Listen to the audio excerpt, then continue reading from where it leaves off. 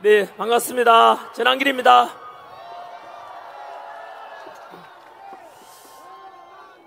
네, 오늘도 현장에 둘러보시면은 너무나 많은 우리 울산 시민들과 그리고 국민들께서 또 참여해 주셨네요. 너무나 감사드립니다.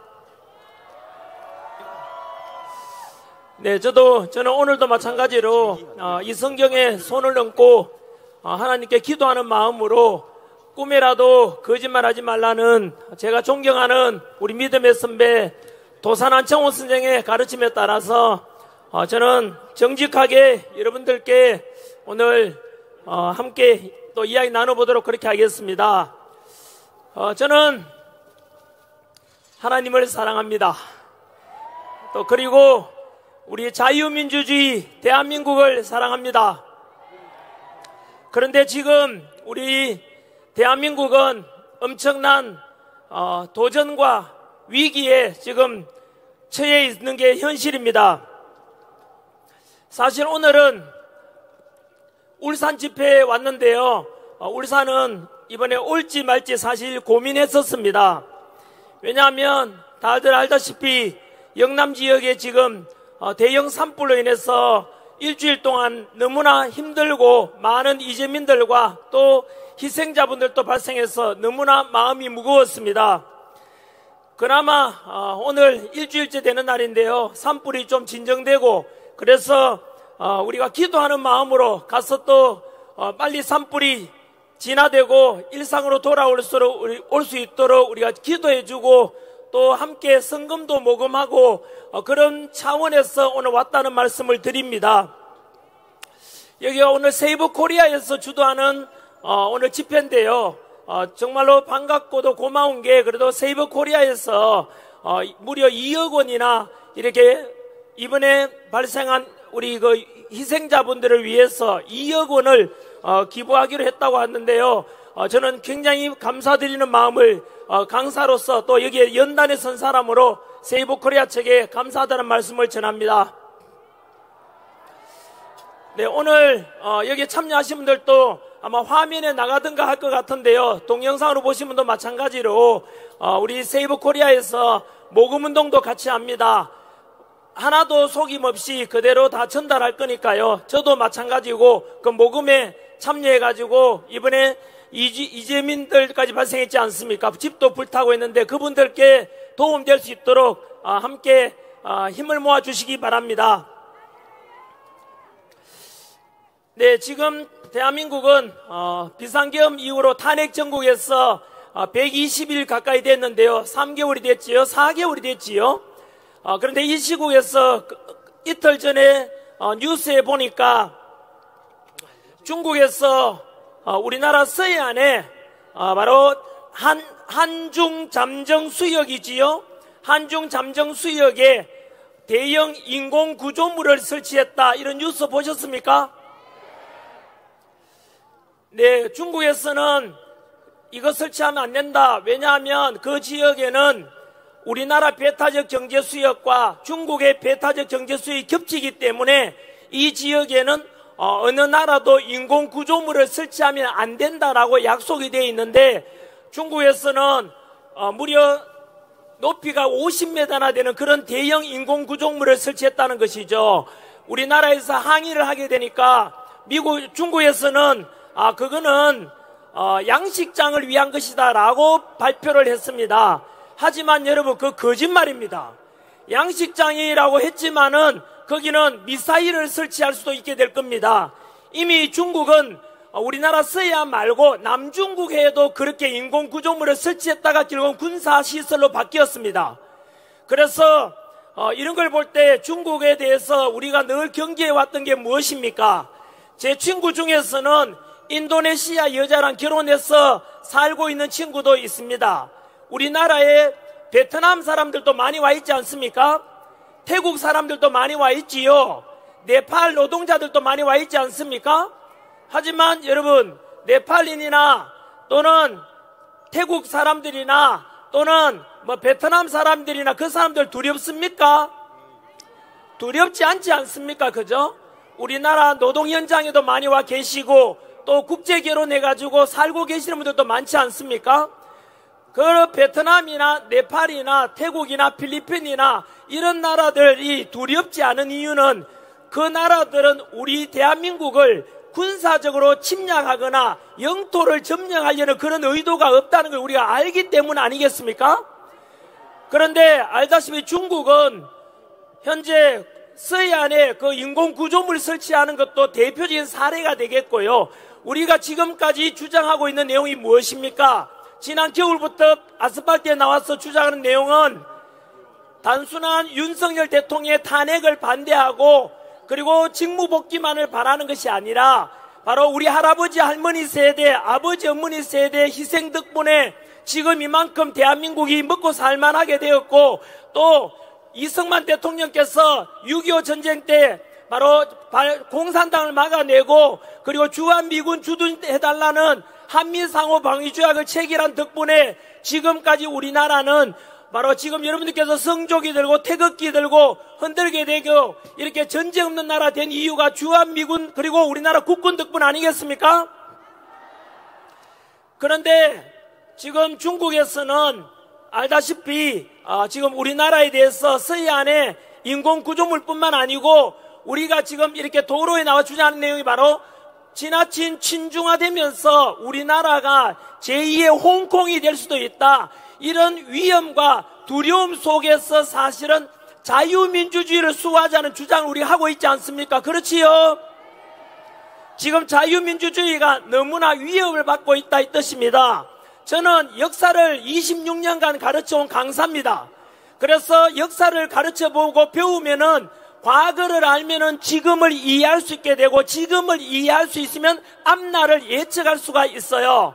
우리는 과거에 중국이 세웠던 수나라, 당나라, 그리고 그리고 그 뒤로 맨 중국이죠. 그러한 여진 침입을 받았고 조선시대 때는 중국이 세웠던 후금 그리고 청나라로부터 많은 침략을 받았지 않습니까? 따라서 앞으로도 마찬가지로 중국이 지금 워낙 비대해졌기 때문에 우리나라가 까딱 잘못하면은 중국에 다시 속국이 될 수 있다고 저는 생각하기 때문에 제가 역사 강의를 그만두고 바로 이렇게 도로에 나오는 이유가 바로 우리 지금 대한민국의 자유민주주의가 위협받고 있고 머지않아서 우리나라도 까딱 잘못하면은 홍콩처럼 될 수 있다 이런 생각이 들어서 그 위기감 때문에 나오게 된 것입니다. 여러분, 우리가 알고 있는 과거의 홍콩의 모습은 어떻습니까? 홍콩은 국제 동아시아의 무역도시이고 금융도시로서 너무나 홍콩은 자유함이 넘치는 도시였지 않습니까? 그런데 지금 홍콩 가보십시오. 어떤 모습인지를요. 지난 99년 동안 영국이 홍콩을 지배할 때는 자유함이 넘쳤지만 그것을 중국으로 넘겨둔 뒤로 중국은 홍콩을 군사적으로 점령한 것이 아니지 않습니까? 그런데 지금 홍콩 가보십시오. 홍콩 가서 이미 홍콩에는 당도 몇 개 있는지 아십니까? 마지막 남아있던 야당이 지난달에 없어졌습니다. 중국에는 마찬가지로 홍콩에도 바로 중국 공산당 하나밖에 없습니다, 여러분. 그리고 홍콩에 가보십시오. 예를 들어 택시에서도 어디든 시진핑 비판하는 말만 하면 잡혀가게 됩니다. 여러분, 지금 홍콩의 모습은 우리가 생각했던 그런 자유함이 없습니다. 이미 중국의 속국이 되어버렸고요. 그래서 지금 홍콩은 비참한 모습이 되었는데 이미 지난 10년 전이죠. 2015년 홍콩 사람들도 야, 까딱 잘못하면은 중국의 속국이 되겠다 싶어서 다들 아실 겁니다. 노란 우산 들고 수십만 명이 나와서 중국 물러가라, 홍콩의 자유를 원한다, 우리가 지금 모여서 이렇게 외친 것처럼 수십만 명의 홍콩 사람들이 자유를 부르짖고 노란 우산은 들었지만 이미 늦어버렸지 않습니까? 우리도 그렇게 될 수 있다는 뜻입니다. 다시 한 번 더 말씀드리지만 홍콩은 중국에 의해서 군사적으로 침략을 받아서 중국 속국이 된 것이 아닙니다, 여러분. 바로 친중 정치인들, 행정장관을 먼저 보냈지 않습니까? 그리고 중국에 유리하도록 법을 다 바꿨습니다. 그러면서 이민정책을 펴가지고 중국 사람이 계속 홍콩으로 건너가고, 그래서 결국은 홍콩은 군사적으로 침략도 없었지만 이미 홍콩은 아까 말씀드린 대로 중국 사회주의 국가가 되어버렸다 이 뜻입니다. 여러분, 대한민국도 마찬가지입니다.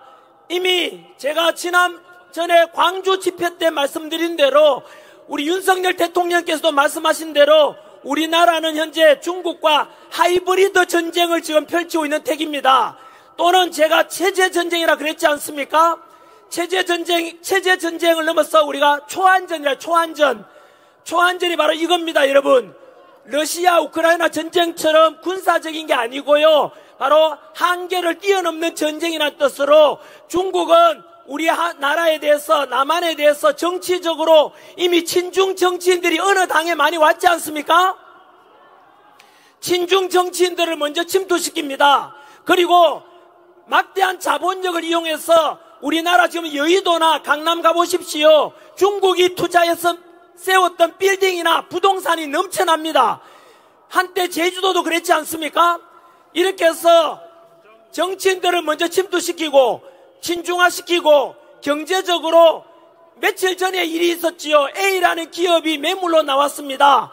예를 들어 1조 원 가치가 되는데 현재 우리나라 경제가 어려우니까 야, 그 기업 1조 원에 어떻게 매입하냐 치우자라고 하는데 중국은 2조 원 주어서 중국 자본으로 사겠다는 겁니다.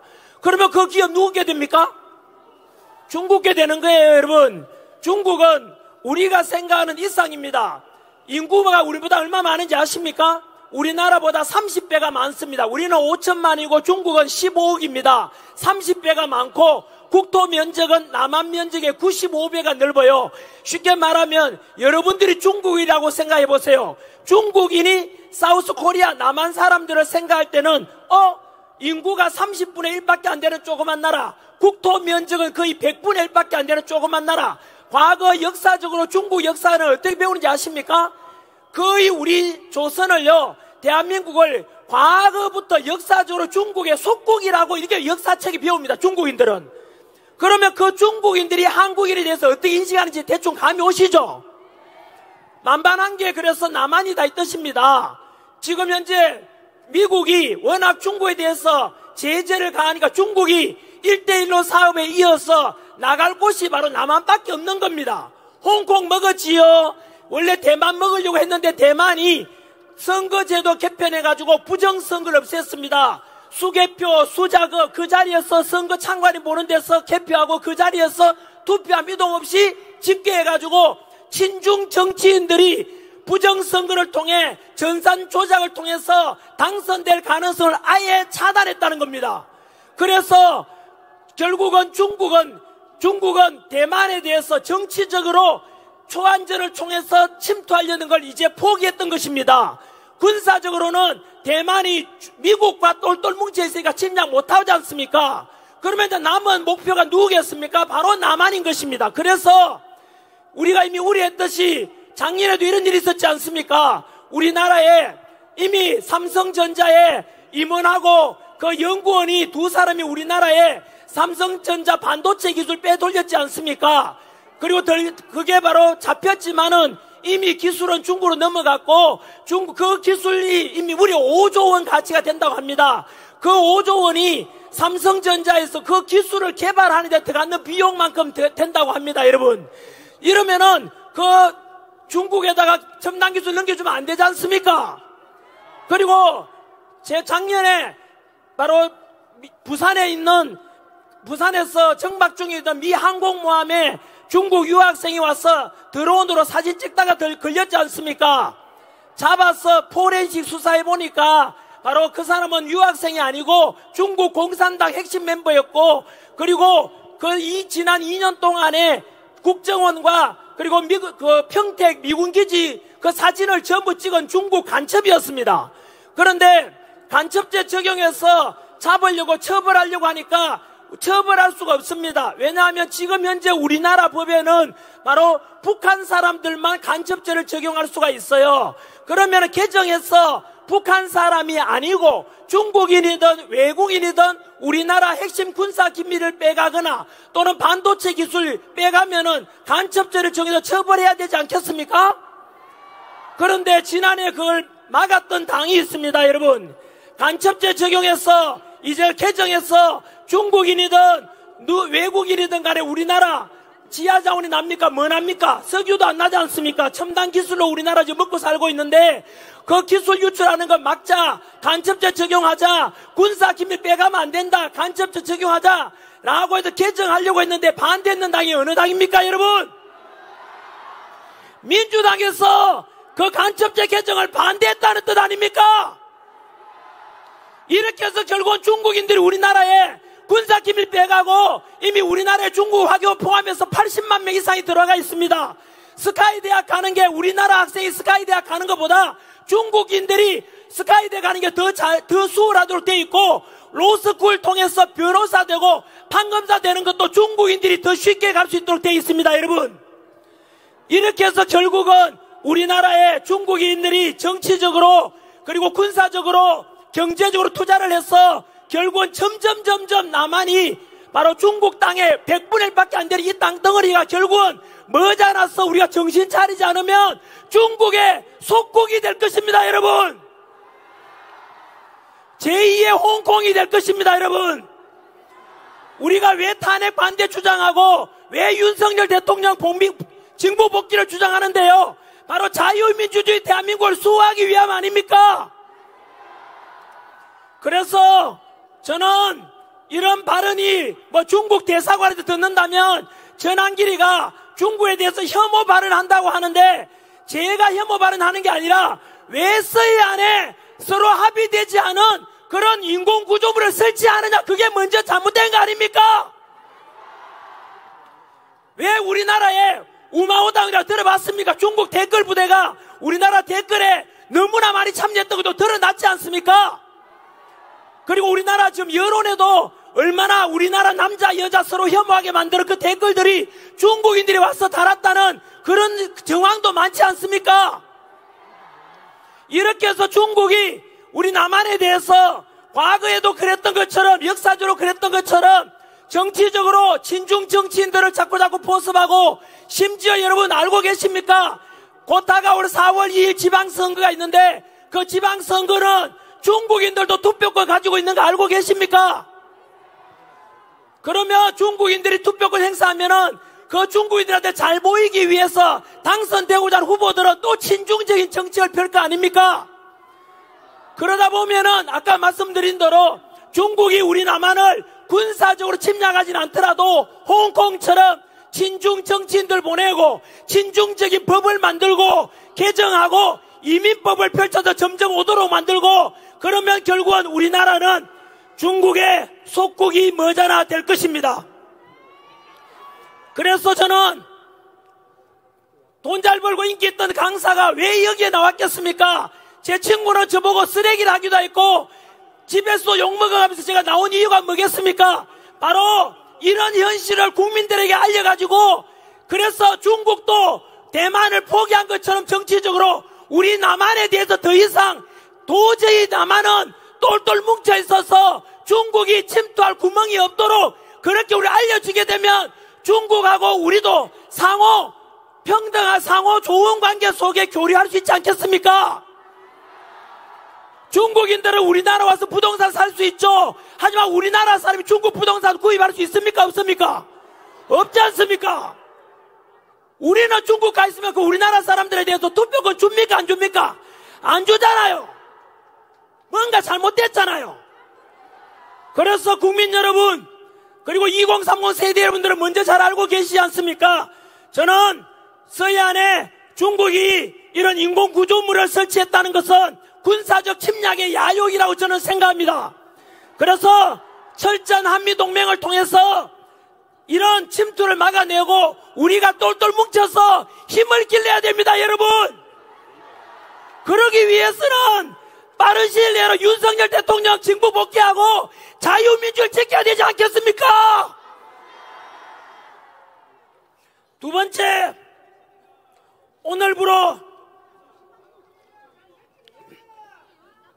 탄핵 정국이 지금 거의 4개월째 됐습니다. 4개월. 1사분기가 지났다는 뜻입니다. 정치적으로 대통령이 없고 국무총리 대행도 얼마 전에 복귀했습니다마는 국방부 장관도 없고 경찰청장도 없는, 그리고 이런 탄핵 정국 속에서 다들 아시다시피 정치뿐만 아니라 사회적인 갈등도 심하고 경제적인 추락이 어느 정도냐면 어제입니다. 어제 발표된 국제금융센터의 한국의 경제 성장률에 대해서 어떻게 예측했느냐 하면 0.0%대로 떨어졌습니다. 쉽게 말하면 올해 우리 대한민국의 경제 성장률은 0.9%에 머물 것이고 세계 3대 신용평가 기업 평가사죠. S&P 그리고 골드만삭스에서 우리 대한민국에 대한 경제 전망을 올해 각각 1.2%, 1.5%밖에 성장 못할 거라고 예측하고 있습니다. 여러분, 국제정세가 지금 이렇게도 중국에 대해서도 그렇고 미국 트럼프 대통령 관세 정책을 펴고 있지 않습니까? 이런 위중한 너무나 급박한 국제정세 속에서 우리나라 경제 성장에 대해서는 0%대처럼 대한민국이 이제 멈춘다 이 뜻입니다, 여러분. 이거 여러분, 국정공백이 지금 4개월째 계속되고 있지 않습니까?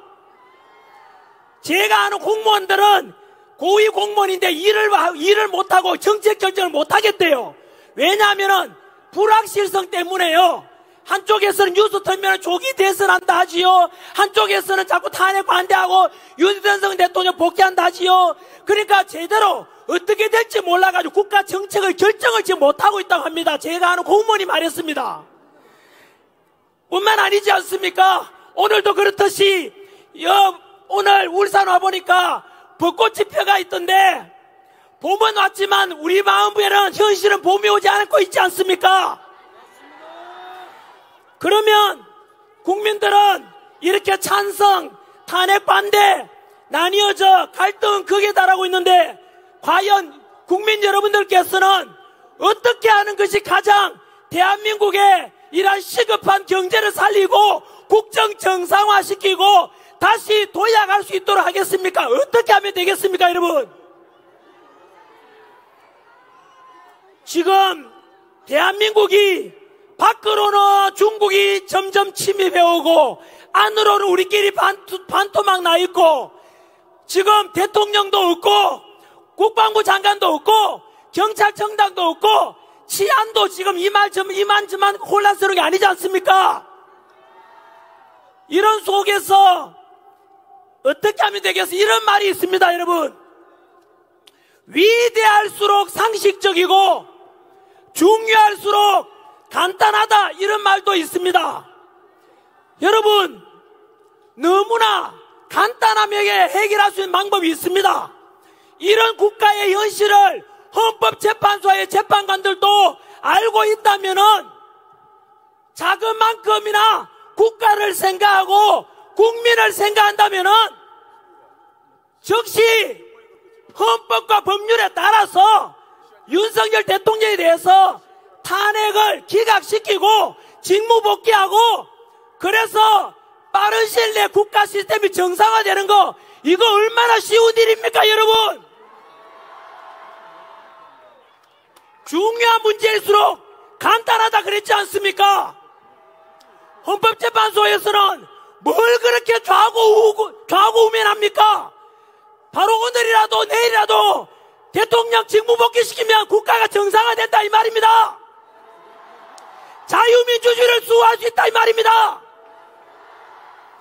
그렇다면 윤석열 대통령에 대해서 비상계엄은 내란이라고 지금도 덮어씌우면서 대통령 파면만을 주장하고 있는 민주당의 제가 주장을 한번 들어보겠습니다. 민주당에서는 우리가 다 알다시피 전과사범 현재 재판 중인 것만 5건 아닙니까? 잘못하면 전과 구범이 될 만한 이재명 이런 맨날 입만 떨면 거짓말하고 국민들에게 욕하고 그 범죄도 무슨 범죄인지 아십니까? 전과사범이 민주화 운동에서 만든 전과가 아닙니다, 여러분. 그 전과가 사범이 바로 사기범죄입니다, 여러분. 검사 사칭했지 않습니까? 그리고 옆에 우리 경찰분들 공무집행 중에 있지 않습니까? 공무집행하고 있는 경찰에 대항하고 맞으면 됩니까? 안 됩니까? 안 되지 않습니까? 근데 이재명 민주당 대표는 공무집행 방해를 했습니다. 그리고 음주운전을 했습니다. 그리고 형수한테 쌍욕했는 것을 다 알고 있지 않습니까? 저는 이재명 대표를 지지하든 안 하든 그거는 각자 자유입니다만은 저는 이재명 대표를 만약에 지지하고 대통령이 돼야 한다고 생각하는 사람들은 앞으로 이렇게 하셔야 되죠. 그럼에도 불구하고 이재명 대표를 그만 말씀드린 대로 사기죄, 음주운전죄, 공무집행 방해죄 이런 게 있으니까 그래도 나는 상관없어. 이 사람이 대통령이 돼야 되라고 한다면은 모든 그 지지하는 학부모님들 그리고 학교의 선생님들께서는 앞으로 가르치는 학생들에게 그리고 기르고 있는 아이들에게 아들아, 딸아, 학생 여러분 음주운전해도 괜찮아요. 사기치고 거짓말해도 괜찮아요. 공무집행 방해해도 상관없어요. 이렇게 가르치란 말입니다. 이게 과연 말이 됩니까? 선생님이든 부모님한테든 쌍욕해도 된다고 가르치라 이 말입니다. 저는 이재명 대표가 만약에 이런 사람이 지금 거대 야당의 대표라는 자체도 국가적인 수치이고 만약 이런 사람이 대통령 후보에 나온다는 자체가 대한민국의 수치라고 생각합니다. 바로 이겁니다, 여러분. 이러한 정과 사범에 지금도 재판 중에 5개다 보니까 어떻게든 이 사법 리스크 유죄 판결정이 받기 전에 이재명을 빨리 대통령 만들려면 있는 이유 없는 이유 갖다 대가 윤석열 대통령을 끌어내려야 되지 않습니까? 그러다 보니까 지금 민주당이 어떻게 되는지 아세요? 바로 법치와 공정을 무너뜨리가면서 무조건 꼼수로 그냥 밀어붙이다가 세 가닥 거미줄에 딱 걸려 있습니다. 지금 그 세 가닥 거미줄에 걸려가지고 민주당이 지금 오도 가도 못하고 있어요. 자기들 장꾀를 부리다가 자성자박 자기 포성죄를 자기가 묶인 게 민주당이에요. 첫 번째 거미줄이 뭐냐면 윤석열 대통령에 대해서 비상계엄은 곧 내란이다. 내란을 덮어 씌웠지 않습니까? 그리고 지금 초등학교 사회책만 배워도 이런 말이 나옵니다. 중학교 책에 아마 나오지요? 혹시 무죄 추정의 원칙 들어봤습니까? 여기에 장동혁 의원님 판사분도 와 계십니다만은 전직 판사분이죠. 보통 판사에 의해서 형이 확정되지 않을 경우에는 무죄 추정의 원칙이 있지 않습니까? 이재명 대표는 전과 사범에다가 현재 전과 같다 하면 구범이 될 수 있지만 아직은 우리가 범죄자라 부르지는 잘 않지 않습니까?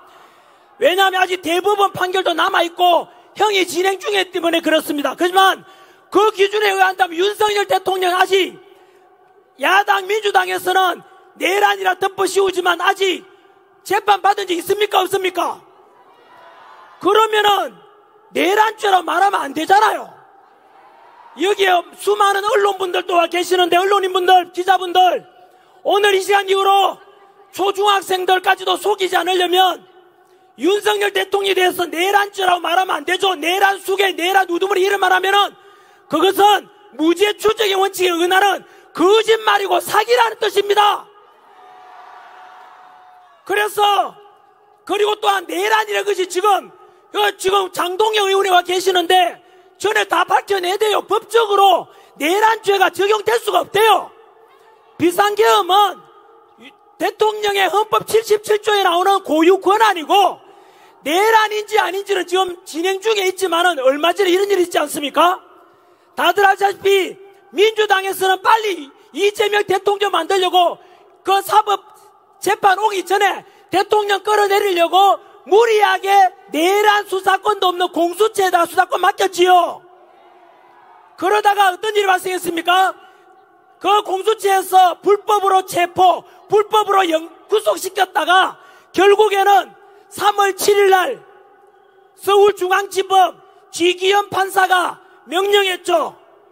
그 윤석열 대통령 빨리 석방하라라고 법에 따라서 명령을 내립니다.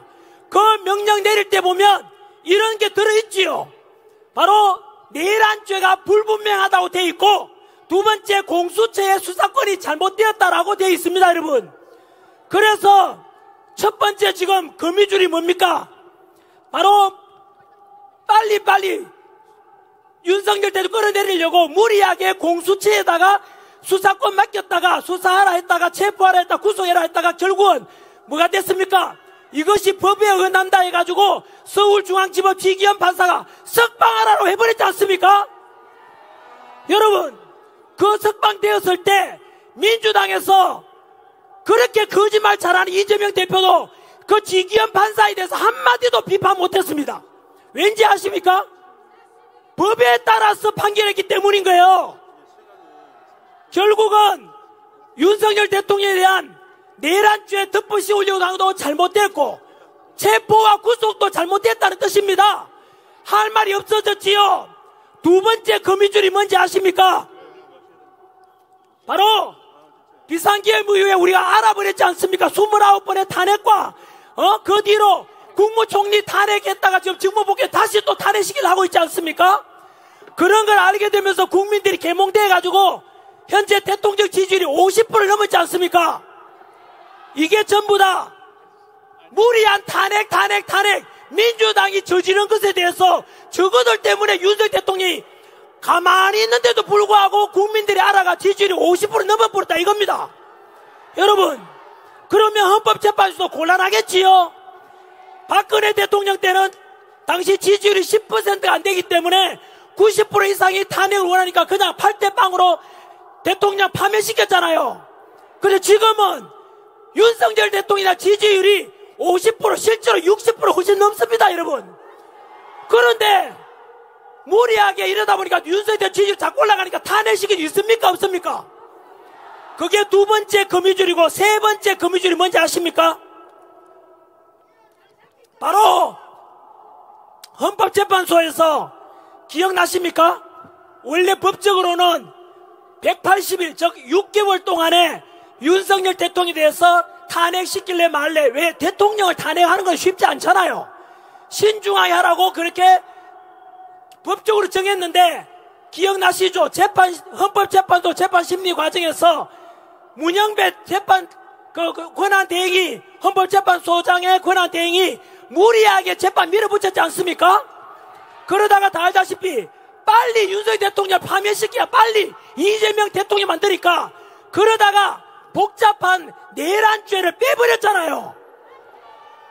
국회에서 대통령을 탄핵 가결할 때는 내란죄로 가결해놓고는 헌법재판소 내란죄를 드러냈잖아요. 전체 80% 해당되는 게 내란죄입니다.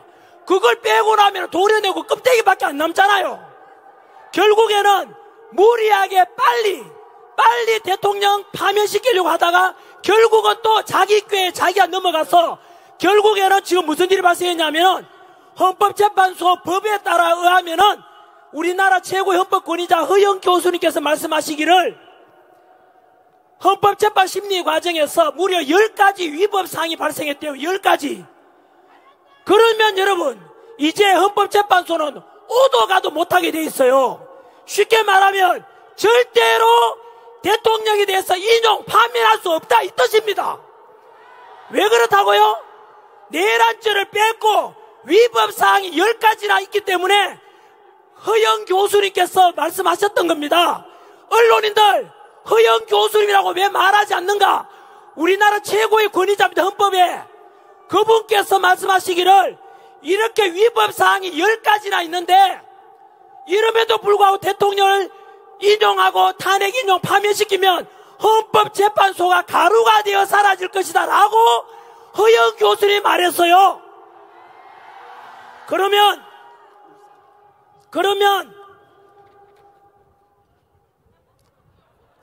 여러분, 금방 말씀드린 대로 세 가닥 거미줄에 민주당은 이제 오도 가도 못한다 이 뜻입니다.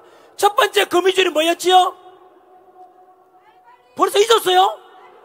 첫 번째는 내란죄를 무리하게 덮으시고도 공수처에다가 수사권 맡겼다가 지규현 서울중앙지법 판사가 대통령 체포도 잘못됐고 구속도 잘못되니까 석방하라라고 법에 따라 판결했잖아요. 그러니까 석방된 대통령을 다시 잡아갈 수 있습니까? 없습니까? 없지요. 파면시킬 수가 없다고. 두 번째, 장기에 부리다가 바로 거미줄에 걸린 게 옳고 빨리빨리 진행하려고 하다 보니까 민주당이 29번 탄핵했다는 걸 국민들이 알아버렸고, 국민들이 그래서 윤석열 대통령 다시 살려내라, 억울하다, 잘못했다는 걸 알아버렸고, 대통령 지지율이 50% 60% 됐으니까 탄핵이 있습니까? 없습니까? 세 번째 거미줄이 금방 말씀드린 대로 헌법재판소의 재판 진행 과정에 위법 사항이 몇 가지가 나왔다고요? 10가지가 나와가지고 도저히 허영 교수님께서 말씀하시기를 절대로 이대로 대통령을 파면할 수가 없다라고 했다니까요. 그러니까 헌법재판관들 입장에서도 도저히 이거는 답이 안 나와. 여러분, 그러면 이 세 가닥 거미줄에 딱 걸린 민주당이 지금 어떻게 되겠습니까? 미칠 지경이겠죠.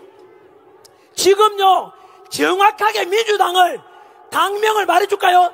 더불어민주당이 아니고 더불어미친당이야. 더불어미친당. 여러분 기억 안 나십니까? 당장 어제 있었던 일만 말씀드리면은, 여러분 아까 말씀드린 대로 세 가닥 거미줄에 걸렸으니까 오도 가도 못하니까 헌법재판소가 지금 뭐가 돼 있어요?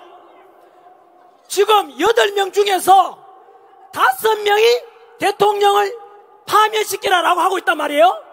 3명은 기각시키라 하잖아요. 몇 명이 모자라요? 1명이 모자라죠. 그러니까 민주당에서는 미친듯이 누구를 임명해야 돼요? 대통령 파면시키려면 1명을 채워야 되잖아요. 6명으로. 그래서 우리법 연구회 출신이자 인민노련 출신의 역시 극좌파 마은혁을 빨리 임명하라고 지금 하고 있지 않습니까? 직무복귀한 한덕수 국무총리가 그것은 여야 합의고도 안 돼 있고 조직 임명할 수 없다. 또 그 앞에 우리 최상목입니까? 권한대행도 임명할 수 없다 하니까 민주당에서 어제 기억나십니까? 그 한덕수 국무총리 마은혁 임명 안 하면 너도 탄핵시키겠다. 최상목도 탄핵시키겠다.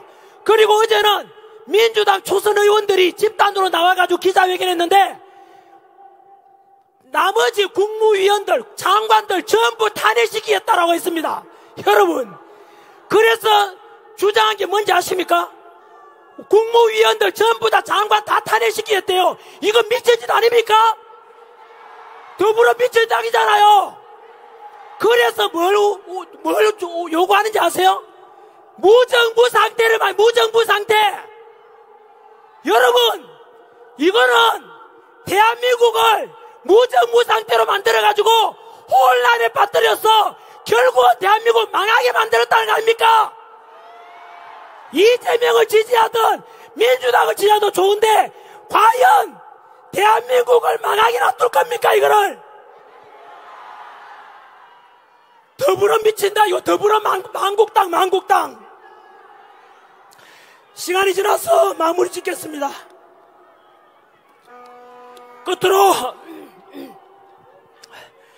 이런 말씀을 드렸지요. 위대할수록 상식적이고 중요할수록 간단하다. 저는 이 방송을 보시는 우리 헌법재판관 8분에게 간단한 걸 선택하라고 말씀드리겠습니다. 헌법재판관 8분들에게 국민의 명령으로서 한 번 더 부탁이자 명령을 드립니다. 이미 빨리빨리 진행하자 덕분에 지난 2월 26일 날 이미 윤석열 대통령의 헌법재판소의 최후 변론은 끝났습니다. 최후 변론 끝나고 지금 며칠 지났지요? 한 달이 지났습니다. 더 이상 평일을 그칠 게 없습니다. 헌법재판관들은 하는 일도 없이 지금 계속해서 이러지도 못하고 저리 못하고 있지 않습니까? 민주당의 끈앞불이 되어서 계속 40명 임명할 때까지 기다리라 하잖아요. 그러면은 헌법재판관님 우리나라 어떻게 됩니까 지금? 까딱 잘못하면은 나라가 망한다고요. 망해. 오늘이 3월 29일입니다 한 번 더 부탁드립니다. 문영배, 이미선, 정정미, 정계선, 그리고 정영식, 김영두, 그리고 김복형, 조한창, 우리 8분들의 헌법재판관들께서는 제발 국가와 국민을 조금이라도 생각한다면은 좌고우면하지 말고 빨리 내일이라도 기각을 하든 인용을 하든 결정을 하라 이 뜻입니다.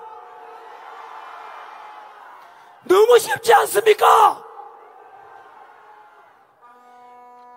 빨리 결정해달라 이 뜻입니다. 이러다가 나라가 망한다고요.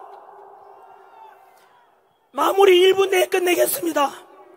첫 번째 제가 드린 말씀이 중국이 우리나라 서해안에 거대한 인공구조물을 설치한 게 드러났습니다. 초안전이라 그랬죠?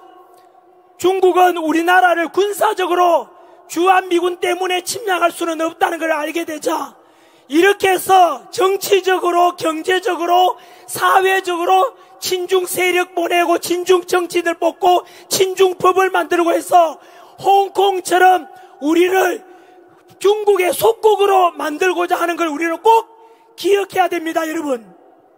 두 번째, 탄핵정국 속에서 무려 4개월이 지났습니다.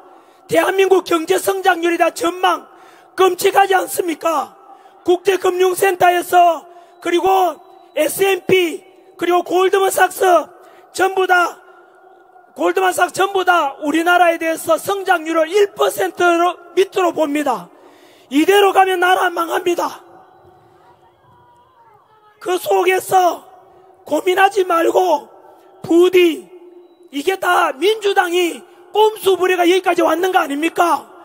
법치를 무너뜨리고 헌법재판관들께서는 우리 국민들께서 제발 명령하셔야 됩니다. 40명 임명될 때까지 기다릴 이유가 뭐이냐고.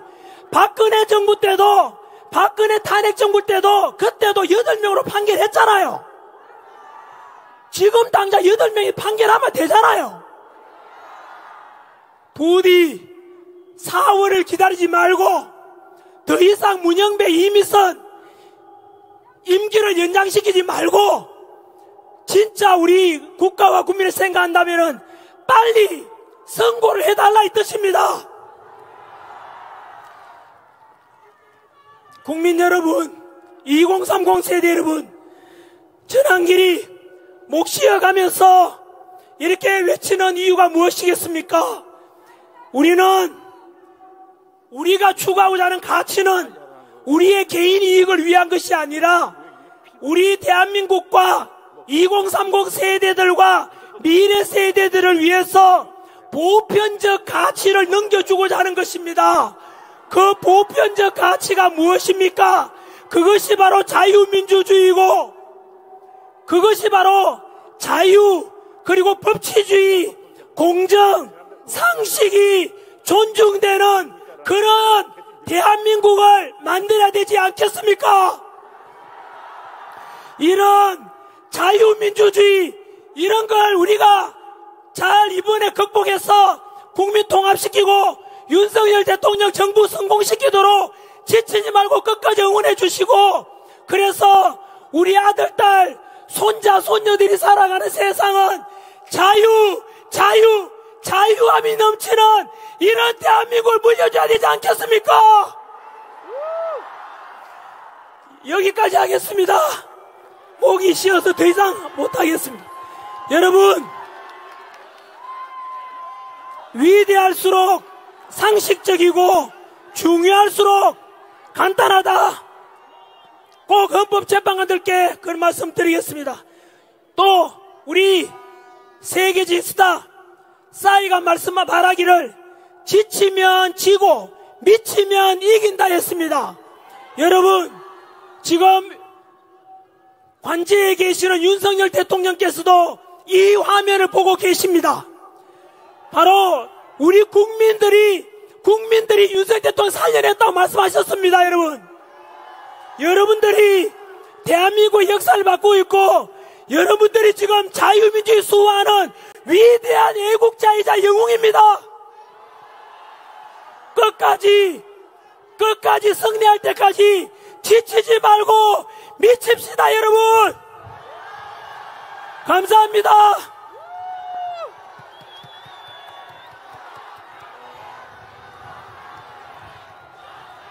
전환기는 외치지 마시고 윤석열.